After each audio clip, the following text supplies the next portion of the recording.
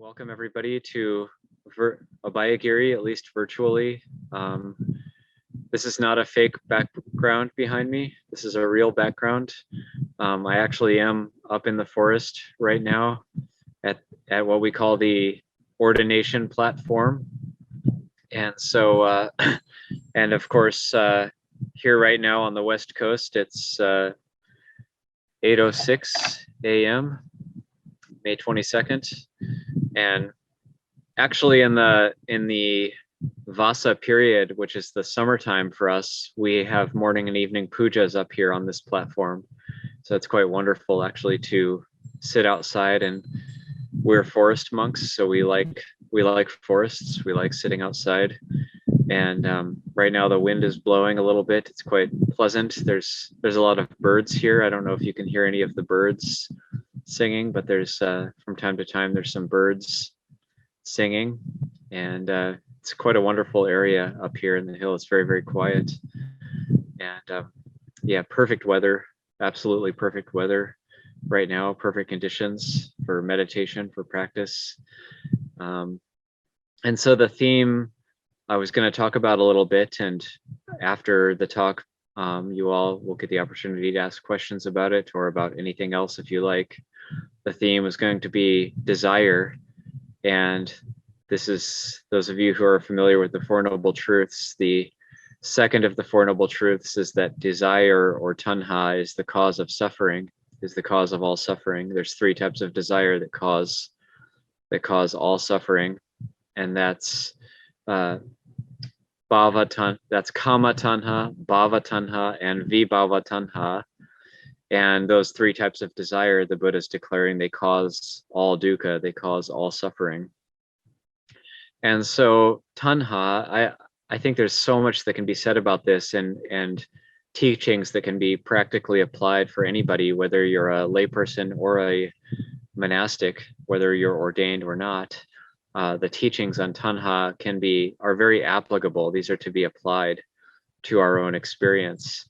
And when I think of tanha, or craving, and I specifically think of it craving that causes suffering, because there is another type of craving called chanda, which can either be wholesome or unwholesome. But when the Buddha talks about tanha, specifically talking about the cause of suffering. But there is another type of thing we call desire, which is chanda. And chanda is more like, you can have Dhamma chanda, you can have desire for the spiritual, and this is a necessary prerequisite for practice. You have to have chanda, but tanha, you don't have to have that. And that's what we're addressing. And these different words, chanda and tanha, they have different feeling tones that go along with them. So chanda can also be unwholesome. You can have kama chanda, which is a drive for sensuality. Or bhava chanda, which is a drive for becoming. But you can also have dhamma chanda, which is a desire to get the dhamma. And so chanda has a feeling tone of drive for me. I think of it as it has like you're moving into something, you're moving forward. So that's chanda. Whereas tanha, for me, I think of it as having like a drunken or an intoxicated quality to it, or an addicted quality to it. And so it's good to differentiate at the outset the difference between those two types of desire, those two types of craving. And so tanha, the craving that we really want to uproot, is there. You can see it as like a pressure. Perhaps you could see it as like a pressure in the mind, and we can do a thought experiment to try to understand what is tanha.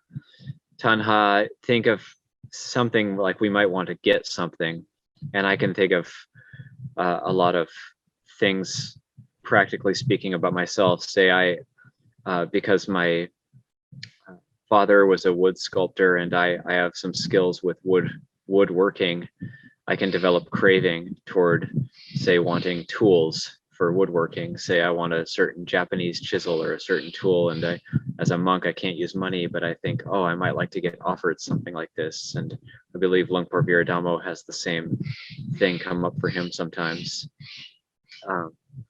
But so like I might have tanha, say, craving to get offered I want to get offered something, and as monks, we have right livelihood, so we're not supposed to hint, we're not supposed to give gifts with a hope that a better gift gets given back. And even giving teachings like this, we're not supposed to hope for offerings or hint that offerings be given in a certain way. This is considered wrong livelihood for bhikkhus. But because of my tanha, I might find ways of hinting subtly or not so subtly that I want a certain thing. So there's this pressure. Tanha is putting pressure on the mind in order to get something I want. So we can think of tanha in that way. And then if I actually do get what I want, then the nature of tanha, it's a trickster. So tanha doesn't disappear, it just moves on to the next thing. So say I get the woodworking tool that I want, then there's perhaps a brief moment of gratification, and then tanha is on to the next thing, because the nature of tanha is that it's never satisfied. So tanha can't, one of its qualities is that it won't go away when it's fulfilled. That's not how to make it go away. So that's the avijja, that's the delusion and the ignorance that's working on a very, very deep level in the mind, is that ignorance or delusion is telling us that when we fulfill our craving, then we'll be happy. When I get that, then I'll be happy. When I achieve that, then I'll be happy. When I have this thing I want, then I'll be happy. And so that's what delusion is telling us. But then we actually get what we want, and then it moves on to the next thing, because tanha, by its very nature, it's never satisfied. And if it could be satisfied, it wouldn't be tanha, it wouldn't be craving. Because so the delusion is that when I get what I want, then I'll be happy. And so the Buddha's having us address it in a completely different way. The Buddha's having us address tanha in the way of abandon that craving, the complete abandoning of that craving, and then the complete abandoning of that wanting. And then actually, that's the real abandoning of suffering. So this is very, very important. This is a vital point of practice, and it's also very subtle and hard to see. And so it's good to be very, very forgiving with ourselves if we aren't able to abandon craving, because this is what we're talking about with Buddhist practice and with craving. These are the very hardest things to give up, because this is the engine which drives samsara. These are the very roots of existence. If we can truly uproot kama tanha, bhava tanha, vibhava tanha, then we have the Dhamma, we see the Dhamma. And so to be very, very forgiving, take it slow, one step at a time, being very, very patient, forgiving with ourselves, not getting too heavy-hearted about it. Vibhava tanha, if we feel like, oh, it's not working out, we want to blot everything out, we don't want to exist. So that's another type of tanha, which we think by maybe not existing, by blotting things out, by numbing everything, then I'll be happy. So that's vibhava tanha. So when we feel a pressure on the mind to get what I want, we can think of that as tanha. And this has been very helpful for me as being in a leadership position or being an abbot. When I work with the board of directors, the Sangha Foundation, then say, as the abbot, it's up to me to let the Steward Foundation know what's the master plan for the monastery. I also work with Ajahn Chunda and Ajahn Tita Panyo, and they're like vice abbot. They're like vice abbots in the senior monk's office with me. We all work together to have like a shared vision of the monastery. So I might want something. Sometimes I see that tanha comes up. I want something to go a certain way in the monastery. And then the board of directors might say, oh, well, we don't have enough money to do that right now. Or somebody might question it. Are you sure we need to go in that direction? And then there's that pressure on the mind. And so, especially if we're in positions, and you can apply this maybe to your work or to your job, or if you're in some sort of management position, you might want something to go a certain way, and then others have a different opinion. And sometimes people might say, oh yeah, it's a great idea, just go along with it. But then sometimes, oh, there's a different opinion. Maybe we see it this other different way. So the tanha gets called into question, and then the pressure in the mind gets highlighted. And that's a very important time. That's a very important opportunity for practice.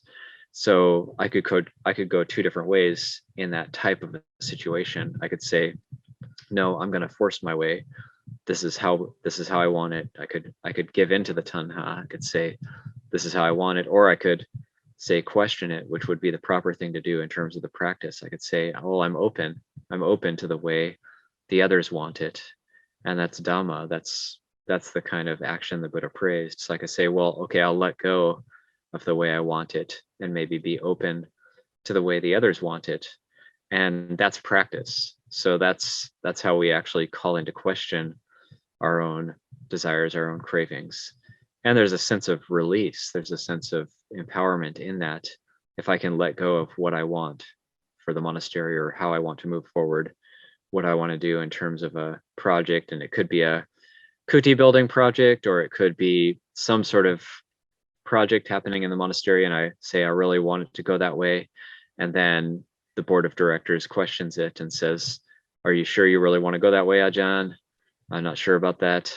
And so I let go of it. There's a sense of release. There's a sense of freedom in that letting go. And so being in a leadership position or a management position is a really ripe situation, a really prime location for being able to practice Dhamma in that way. Because we're here to let go of tanha. We're not here to build things. We're not here to do anything external. The core of the practice is to let go of tanha, to let go of craving.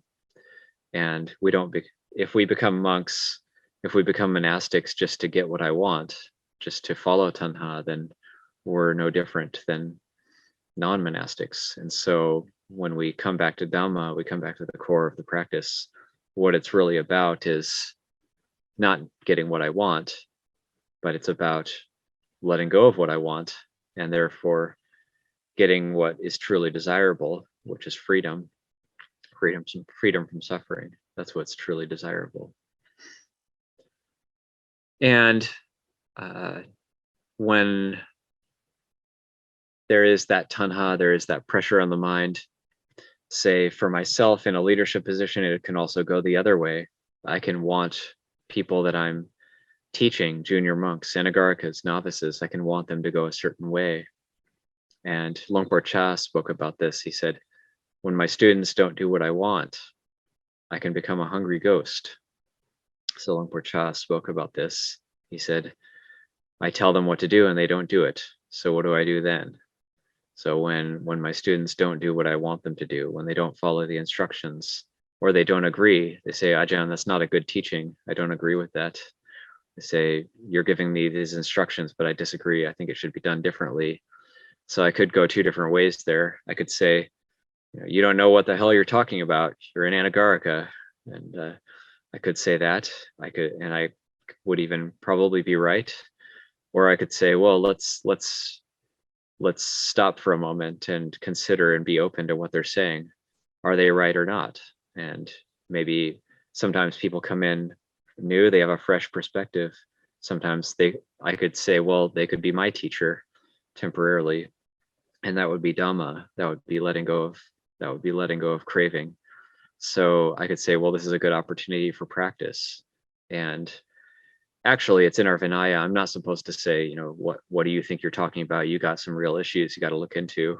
Actually, it's a dukkata offense under the rule of disrespect for me even to regard a junior monastic or even a layperson in that way.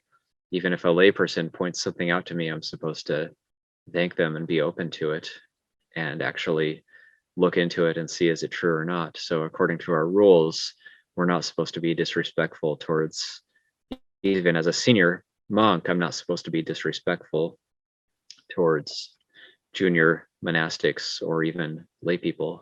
And we're supposed to actually respect everybody, even if they point something out to us that is completely mistaken, completely wrong. Still, we're supposed to be open to it and actually consider, is that really the case? And this comes back to the Luang Por teaching of if somebody calls you a dog, just look behind you and see if you have a tail or not, and then you don't have to get upset with them because it's ridiculous. But we don't say like what you're saying is ridiculous. We actually are open to, okay, I'll look into that.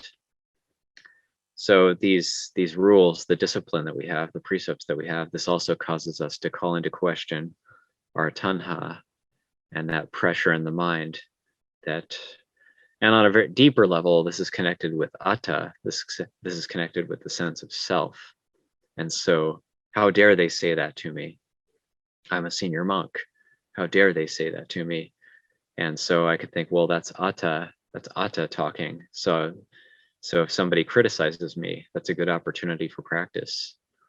If somebody criticizes me, that's a good opportunity for practice because I can see they're actually my teacher in that moment. I can see the atta, the sense of self, much more clearly. And that's a great blessing. It's not so easy to get to this point where you see every situation as a good opportunity for practice. It's actually quite difficult to reach that sense of maturity to come to the point where you say, well, whatever people say to me, this is a very good opportunity for practice. And or somebody might come to me with some sort of different view about something, about anything, and say, I might strongly disagree with them. How could you say that? How could you believe that? How could you think like that? I could say that to them, or I could say, well, okay, I hear what you're saying. I could actually listen and say, I hear you. I could be a listener and actually say, okay, well, I hear what you're saying and I'll look into it. And maybe it's true, maybe it's not. I have to look into this. I'm just going to hold it. I'm going to be open to it. So this is what the Dhamma practice is teaching us. So letting go of craving, letting go of tanha, and remembering that point that by its very nature, craving doesn't disappear by getting what it wants. Craving doesn't disappear by, and tanha in particular. So chanda is different. Chanda, in terms of Dhamma chanda, if we get what we're desirous of in terms of the peace and well-being of the Dhamma, the ease and well-being of the Dhamma, then that chanda can disappear, but that's of a different nature than tanha. So when we speak of tanha as the cause of suffering, we're speaking about this pressure in the mind that is impelling us to try to find ways to fulfill particularly selfish desires. If we're working to help others, that's going to be more in the realm of chanda. But if we're looking at unwholesome desires or selfish desires, then tanha is really, that's causing us quite a bit of suffering. Also, another way to see if it's tanha is actually to see if I don't get what I want. So using that thought experiment or that sense of contemplation. So I want this thing, and if I don't get that, do I suffer or not? Is there a sense of dissatisfaction in that? So tanha is actually creating discontent in the heart. So there's a deep sense of things aren't right. I need to fix this. I need to become this. In its essence, tanha is telling us that things as they are currently right now, there's something not right. So bhava tanha is saying, I need to change somehow. I need to get better somehow. Kama tanha is saying, I need some sort of sense gratification in order to feel okay or to feel better. Vibhava tanha is saying, I need to end it all. I need to blot things out. I need to get rid of in order to make things better. I need to optimize my present situation. So if we radically come back into the present moment, this harkens back to Luang Por Sumedho's teachings. For those of you who are familiar with Luang Por Sumedho, then it's just the way it is right now. Things are like this right now. This is the present situation. So in the moment, can we actually just drop tanha, all those three types of tanha, the kama tanha, bhava tanha, vibhava tanha. So the Buddha is talking about this radical dropping of it in the present moment. Can we just drop those things? And sometimes we can convince ourselves, let's drop these things at least for the course of a meditation period. We can actually we can actually drop these things and develop a sense of ease and well-being in the present. That's when the path starts to open up to us, start to see, oh yeah, what an incredible relief to just drop everything, drop those cravings in the present.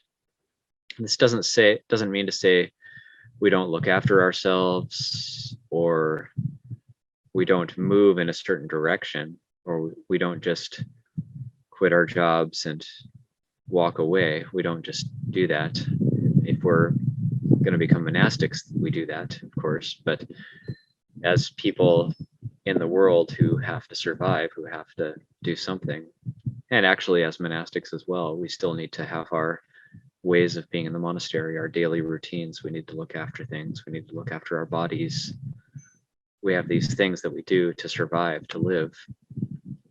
So it doesn't mean to say we just stop everything. We actually have to have some sort of chanda, some sort of desire to move forward. We have to be putting forth effort into the practice and reflect on these things. We put effort into helping out. We put effort into organizing day-long retreats like this one. We put effort into these things, and that's chanda. That comes from chanda. We want to move forward in a certain way. If we don't have any desire to move forward at all, then we don't really do anything. But then that's vibhava tanha creeping in. So it's a very subtle balance with this whole practice. And the Buddha did class his own teaching as viryovada, which is a way of effort, way of energy. And so effort is what's called for. We do have to put effort in the practice. We do actually have to sit on a meditation cushion and do the practice. We do actually have to develop mindfulness, or even contemplate what is mindfulness. Mindfulness is the reminder to ourselves. I like to think of it these days as remindfulness. So it's a reminder to ourselves to be aware. Awareness is the sampajanya. Mindfulness is sati. So we say sati sampajanya. The sati, or the establishing of sati, is just a simple thought, a reminder to ourselves of what we're supposed to be doing at any given time. A reminder to ourselves to be aware of how things are here and now. And then sampajanya is the awareness itself, or the well-rounded awareness, timely awareness. So those two things go together, sati sampajanya. And sometimes we hear the phrase sati panya. Sati panya is the reminder to be aware, and then panya is the discernment of what to do or how to be aware, depending on the situation, depending on what we're doing. If it's time to do sitting or walking meditation, sati panya will say, okay, now it's time to do this particular activity. Or if it's time to look after the kids, sati panya will say, okay, the kids are the meditation object. We focus on that. Or if it's time to do some sort of work, sati panya will say, okay, now we put our heart into the work that we're doing. So we're not trying to look at our breath when we're looking after the kids, or look at our breath when we're doing our work. But we're focusing wholeheartedly on whatever we're doing in the present. And in that, we develop joy and a sense of purpose. Also, whenever giving a teaching, I like to put in a plug for keeping the precepts as well, because the precepts provide a container.